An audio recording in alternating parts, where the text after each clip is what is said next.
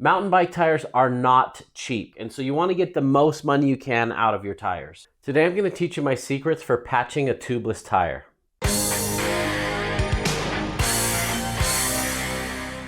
I've pinch flatted this tire in 2 spots. I'll show you in just a second. I don't pinch flat very often, but when you do, most people throw out their tire and get a new one, but you don't have to do that. I don't have a tire sponsor. Tires are expensive and there's plenty of tread left on this, so I'm not going to scrap it. I'm going to patch this and reuse it and hope to get another 500 plus miles out of this tire. Now, I was riding and I pinch flatted my tire. That means when a rock slams into it, it bottoms out on the rim here, and right here it also bottomed out. Boom, that's where the rock hit, and it pinched it. I was able to finish out the ride. I put 2 Stan's darts plugs in here, and then down here I used a Lesign plug. So these plug it enough, and I could just add sealant and keep this going, but I don't want to trust this on a 100-mile bike packing trip. So what I'm going to do is pull the tire off, remove these plugs because they did their job. They got me home from that ride. I got another 2 hours of riding on these plugs. But now I'm going to patch it more permanently, remove the plugs so that I can treat this like it was a brand new tire again. It surprises me how many people have not converted over tubeless tires yet. I don't know what they're afraid of, but a lot of people are afraid of tubeless tires and won't make the switch. Now, 15 years ago when tubeless was coming out, it was a pain. It was hard to set up. It was messy. It was finicky. But nowadays, it's incredible. So I highly recommend going to that if you're riding a modern mountain bike. If you have a dropper on your bike, run tubeless. All right, so what we're going to do now, we're going to pull this off and inspect it. If you've ever worked in a shop, even for 1 month, you've probably changed 1,000 tires and you're not scared of swapping tires anymore. No need for tire levers yet. You can see the orange seal has done its job. It seals the gap between the tire and the rim, making it airtight. I also like orange seal because it peels out really easily. It's just like a rubber band. It's just like latex, so it comes out way easier than Stan's. All right, so I am going to put a lever on here just to get it started. I still have some sealant in here. That's not very much. If it was more than that, I'd suck it up to put it back in a minute, but I'm just going to dry this up and throw it away. It's probably time for new sealant anyway. Oh man, I wish I had a tire sponsor like those guys on the World Cup who can run a tire for 5 runs and then get a new tire, but it does seem rather wasteful to me. And I can get a lot of life out of my tires.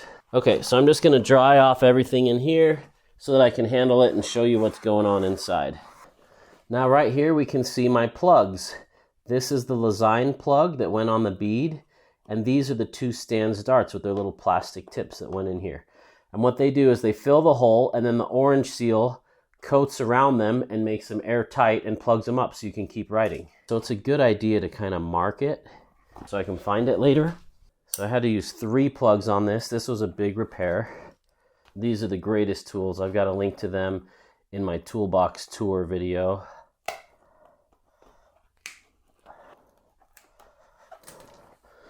Okay, now I can just pull these right out. Now, having one right here on the bead, that's the worst case scenario.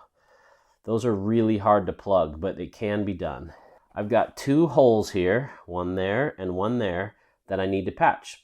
The first step is to clean it all up. Because this orange seal is real easy to come off and it doesn't really make a mess, I can just kind of rub it off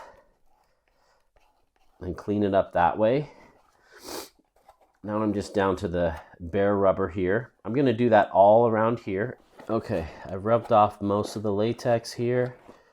I got a nice big patch here. What I'm going to be doing is gluing a rubber patch to here. So I need this to be a clean surface. So I'm spraying it with rubbing alcohol and just kind of making sure it's completely clean because I need the glue to adhere to it.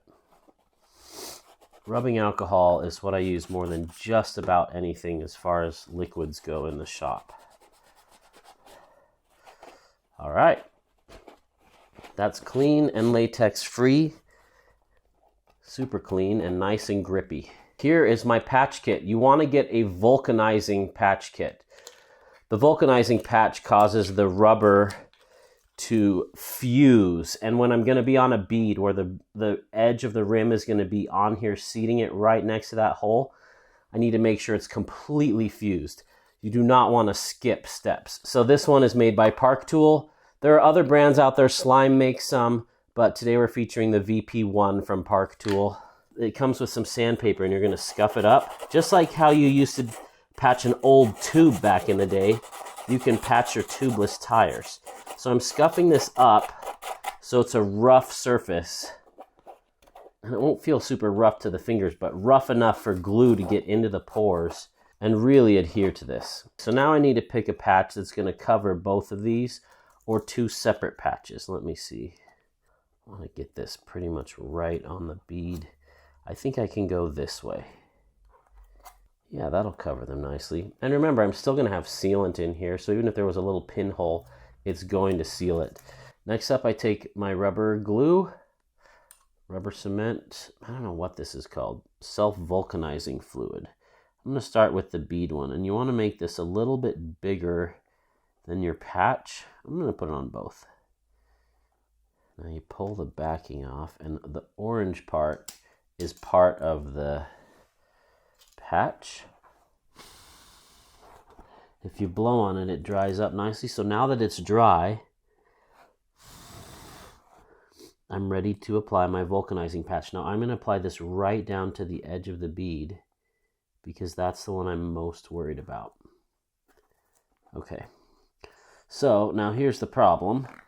Tires don't stay at that shape when they're inflated. So what I'm going to do is give this some shape to it so that it can dry in the right shape. Now normally I'd wrap this with paracord, but I can't find it at the moment, so I'm just going to tape it. Basically, I just want something to hold it in this shape, in this form, while it dries. It gives it enough of a curve to it so that when I inflate my tire, it's not fighting the patch and trying to peel it off. So you can see the sidewall of this tire is getting there. I mean, I'll be lucky if I get 3 more months out of this tire, but still, for a $5 patch, totally worth salvaging this and getting a little more life out of this without having to spend another $60 for a tire. A lot of the stuff on the channel I get sent to me for review, but tires I do not. I have to pay full price for my tires, so I make them last as long as possible. All right, it's been 3 hours. Let's take this off and see how it's doing. I'm gonna peel the plastic off. All right, there's my patched tire. Really nice. Now I'm gonna remove all the orange seal on these edges. Won't take long. Reinstall it back on the wheel. Now one thing I'm gonna do, I don't know if this is good or not, this is what I'm gonna do, is I'm just gonna put a little bit of rubber cement on the outside where the holes initially started. I figure that can't hurt to just kind of get that to stick to itself. So here's the final product. I put white around there so I could keep an eye on it, see if any sealant seeps out. We got the patch right on the inside, and this thing's flexible. It moves with the tire. Let's throw it on the rim with some sealant and get it back on the bike. And we're gonna air it up.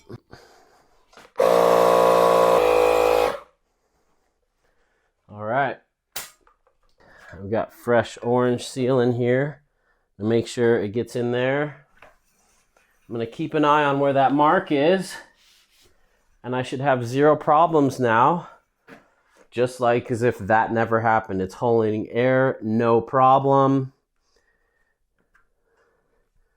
Yeah, it's just like it never happened. So that's a great way to keep the stuff going that you paid a lot of money for. This tire is nearing the end of its life, but I'll still probably get a few more months out of this, which helps save me money in the long run. I'm curious, have you ever patched a tubeless tire before? How did it go for you? What did you do differently? We'd love to hear it in the comments below if you got some tips on how to make this even better for the viewers out there. Thanks for watching. There's a party in the mountains and you're invited.